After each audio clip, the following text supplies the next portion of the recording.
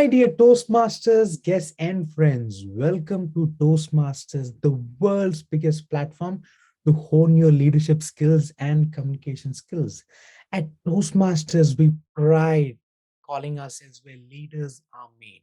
Not just leaders, confident leaders, not just speakers, confident speakers. Tonight, I have a special guest, a member of the Fab Four, a Toastmaster who loves to analyze numbers and give numbers, but has a motto members over metrics. The Toastmasters worked hard to create one of the best platforms for club officer trainings, a brand new program that our district has never seen. The Toastmaster is also the architect of Meet Your Match. Without any further ado, let us welcome my dear good friend, Toastmaster Carly, onto our talk show. Toastmaster Carly, how are you doing? I'm great, Vera. Thanks for having me. Thank you, Toastmaster Carly. Toastmaster Carly, I ask all my friends one question is, how did your Toastmasters journey start? Where did it start? Why did it start? Would you like to share something about that? Yes, so my Toastmasters journey started in July of 2016 when my co-worker and friend, Wendy Core, wanted to start Toastmasters Club at my work in Pfizer at Andover. She had flyers up for a demonstration meeting, and I said, I could use Toastmasters, I think. And Wendy's my friend. I'll go support her. Want to make sure that she has people there. So I went. And at that meeting, the Toastmaster of the day was Anna Kaufman, who has been on this show earlier. We also had the joke of the day was Rabbi Rick Weiner. And we also had one of the other role players was Jen Tam, our club growth director. So it was a district leader packed meeting, and it was so inspiring that I signed up right away to join. And at the time, the reason that I signed up to join was because I had recently given speeches at some conferences, and I'd also had some in-person meetings, and I did not feel confident in the way that I presented myself in person because I mostly worked virtually like we are now, because I work in a global role at Pfizer. So most of my work was virtual. So when I was in person, I hated making eye contact, didn't know what to do with my hands, and just sort of stuck myself behind the computer at the lectern and read off my slides. So that was my original goal and why I joined Toastmasters at Toast of the Town as our corporate club when we chartered in July of 2016. Thank you, Toastmaster Carly, for sharing that. You, all the stalwarts who were at your inaugural meeting, that is amazing. Toastmaster Carly, what keeps you at Toastmasters? There's a reason why you joined Toastmasters, but what keeps you at Toastmasters? Yeah, so I said that the reason I came was in-person speaking. That is not the reason that I stayed. I actually stayed for the leadership. So I found that I actually quite quickly overcame all those challenges I mentioned that I had with the in-person speaking. But what I found was the way that I actually got into that was by becoming a club officer. So I did almost nothing for the first 9 months that I joined. It wasn't until April of 2017 that I finally gave my icebreaker. And in May of 2017, I ran for vice president of education and became vice president of education. And that leadership track is what has made me want to keep staying, because that is where I've found the greatest value out of Toastmasters, being able to improve my leadership skills, and most importantly, learning how to give back to others and how to make friends and all these wonderful people that I have met throughout my Toastmasters career over the last 6 years, or really the last 5 mostly. Thank you for sharing that, Toastmaster Carly. Leadership is something which we all pride in Toastmasters, and you are an inspiration for a lot of Toastmasters in our district. Toastmaster Carly, on this note, I'd like to ask, as program quality director this year, you started some fabulous initiatives, club officer trainings, meet your match, district conference, and speech contest. Would you like to share something about your new ideas for this year? Yes, as you mentioned, everybody who is a club officer should already know the major changes that I made to the way club officer training is happening. Almost gone are the 3-hour TLIs, although we did do one in person, the first time getting back in person in a few years, but really offering up sort of an a la carte menu of trainings that are the topics that people have been asking for and have really said, well, what about Pathways Basecamp management? What about the club websites? And just giving these different options of things that people can do and making them fit into your schedule. So offering them at noon on weekdays. And this was not, I had some ideas based on some past feedback we've gotten from people, but I also did surveys. And I know some people might think, oh, another survey from Carly. But the reason I do surveys is because I don't want to make decisions based on what I think is best. I want to make decisions based on what you tell me you want. And so that's why I do so many surveys, because I want to make sure, as you said, that we're focusing on the members over the metrics. And because if we focus on the members, the metrics will come. I am a data geek. I love my data, but I love just learning what the data tells me. I don't use the data to decide what to do in terms of just the raw data from the Toastmasters dashboards. The survey data, I use that to help me decide what to do, because that is data from the people. And so that's why some of you will have seen that I also extended my survey taking out to speech contests and to the CLCon, the conference. And so those are other events that I am excited to see what we'll do the same and what we'll do a little bit differently. Got a whole bunch of people who have volunteered to help out with both of those. And so I'm hoping it might not be as drastic of a change, perhaps, as what we had with the club officer training, but I'm hoping that it will be something that will be a positive. And my goal with all of these is to get more people involved beyond their club, because I found that when I did step out beyond the club, I started taking those club officer trainings when I became an officer. I went to the speech contests when I had a protege that I was mentoring who wanted to be in the speech contests. Those are the things that got me involved beyond the club. And the benefit that I've gotten out of Toastmasters from being involved beyond the club is just so much higher than it was when I was only within my own club. So I want to add other people to be able to experience that same exponential growth by going beyond the club. Thank you, Toastmaster Carly, for taking data-driven decisions. We all feel very inclusive with the different time slots that you've created for club officer trainings: Wednesdays, Saturdays, Mondays, evenings, mornings, afternoons. You did a great job facilitating everyone's requirements. So, dear Toastmasters, take those surveys because those are very important for data-driven decisions, which Toastmaster Carly had done. Toastmaster Carly, now we move to our second segment, which is the impact of Toastmasters on your personal life, professional, social, and spiritual life. Would you like to share something about that? Yeah, so I'll start with my professional life because that's the area that has the biggest impact. I mentioned that my first club was my corporate club at Pfizer Andover. When I first started, I was a senior engineer was my title. Within the first I think it was maybe about a year into my Toastmasters career, I got my first promotion, got another one a few years later.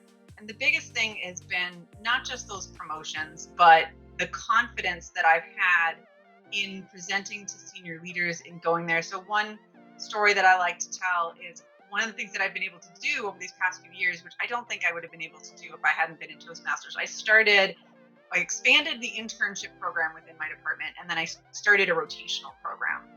And with that, as I was trying to start that rotational program, I wanted to get onto my department's leadership team's meeting.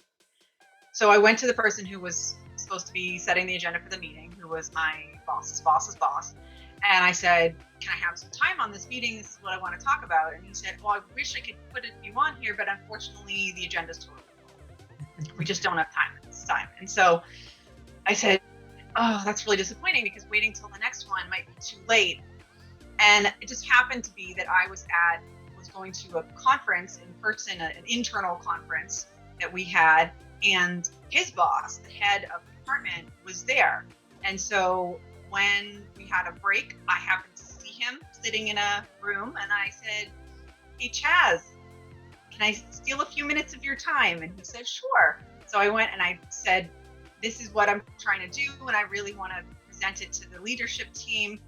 Unfortunately, it doesn't seem like there's time on the agenda, but this is why it's time sensitive. Is there any way that you can help me out, make it so it works?" And he said yes.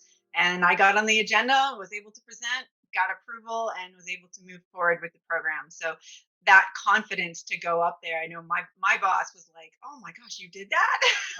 You just went and talked to him?" And I was like, "Yeah, why not? He's just a person like anybody else." But that confidence, I know a lot of that came from Toastmasters. Thank you for sharing that, Toastmaster Carly. A lot of our audience who watching this will take a lot of courage, a lot of confidence from this experience and just go and have a word. There's no harm in having a word, but amazing. Leaders, leaders make opportunities. So perfect example of you expanding the program. Thank you for sharing that, Toastmaster Carly. Toastmaster Carly, now we move to our third segment. For anyone who's watching our show, any guest, why should they join Toastmasters? In your view, what is the one thing or two things you'd like to tell them to join Toastmasters? Everybody who joins Toastmasters has a different reason for why they want to join. So I would ask you, in what areas of your life do you feel like having the confidence to speak up would make a difference? There's got to be something, whether it's personal, whether it's professional, whatever your issue is, whether you're afraid of public speaking or you just feel like you're not having the impact you want to have, whether you want to be a leader or you don't care about leadership at all, but you just want to be able to have those conversations and not have your heart fluttering is quite so hard when you're doing that. Find your reason and then join a Toastmasters club, because there are so many benefits that you get from it. And it all boils down to that confidence. And whether it's the confidence to just have a conversation with one other person, or the confidence to admit maybe it could be your spouse, your family member, or your boss's boss's boss's boss, like I talked about. It could be the confidence to present at a conference, to share an idea that you're too afraid to share, or maybe to step up to that next leadership role at your work. There's always something, and there's always something that you can get better at, and you can do it while having fun and meeting wonderful people. And that networking is just that other side benefit of Toastmasters. So I would say, if anything that I've said or any of the other people have said, if any of those resonate with you even a little bit, just check out a meeting, come try it out and talk to somebody about it. Tell them what it is that's your little worry, your part that you want to improve, and let them explain to you how Toastmasters can help. Thank you, Toastmasters Carly, for sharing that. I hope our guests go and check out a Toastmasters club near their house or work where they work. Toastmasters Carly, now we move to our fourth segment, which is called our rapid fire round. Are you ready for some fun? I'll do my best. Table topics is not my forte, so we'll see how I do. Sounds good, Toastmasters Carly. That's the spirit of Toastmasters.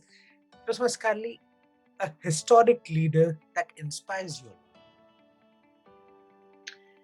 I'm not the kind of person who really looks at history a lot. It was my least favorite topic in school. But I will say that one of the leaders that I, just thinking back, who are some of the ones that I've read about in history who I said, that's good. I think Franklin Delano Roosevelt was one of the leaders. Just the impact that he was able to have coming out of the war and through the war, and the impact on the US, I think has just been fantastic. Great choice, Toastmasters Carly. A historic speech that really resonates with you. Any speech that comes to your mind, Toastmasters Carly? Yeah. Again, I don't go and read, listen to a lot of speeches, so I'll probably go with one that I'm sure a lot of people have gone with, the Martin Luther King's "I Have a Dream" speech. Just so inspirational and really resonated with me in terms of being forward-looking and trying to envision that future that you want. So that for me was definitely a very important and inspirational speech. Thank you for sharing that, Toastmasters Carly. Your personal favorite speech when you delivered, you felt I did a great job. Any speech that comes to your mind? I am not trying to be the best speaker. I am never going to be entering the World Championship of Public Speaking. That's not a goal of mine. I think that one of the speeches where I had a lot of fun giving it and have done it a few times, I did a speech about filler words. So it was an educational speech about how to get rid of filler words. And actually, the content for that speech had come from the CLCon that I had attended that previous spring. But the thing that made that stand out for me is I went out of my comfort zone, and the whole point, the major point was I gave some of the sort of the basic tips on how to give it. But then the biggest thing was to use an exercise that is based on fear. So I actually got a scary Halloween mask and I had it hidden behind the lectern at my work, at my corporate club. And when it came time to do that, I actually went behind the lectern, put the mask on, and then jumped out in front and said fear with this big mask on.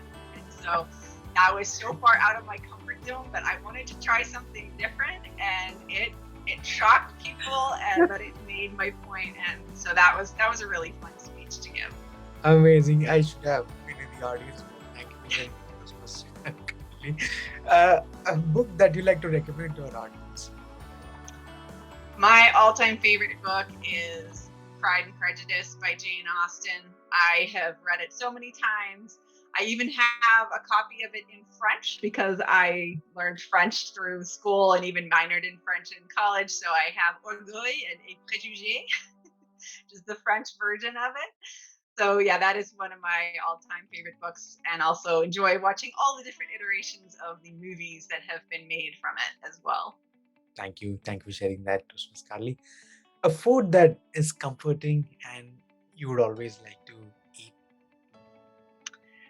There's a lot of foods that I like. The one I'd say that I eat probably way too much of is ice cream.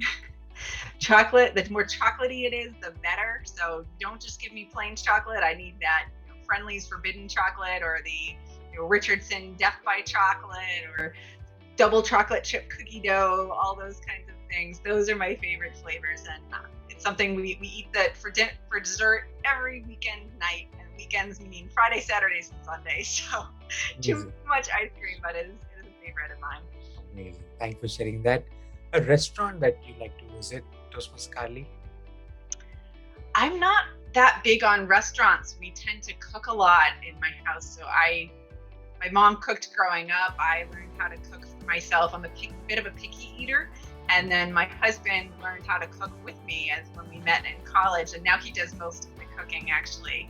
I'd say that in terms of a favorite restaurant, I really like going to teppanyaki or hibachi grills.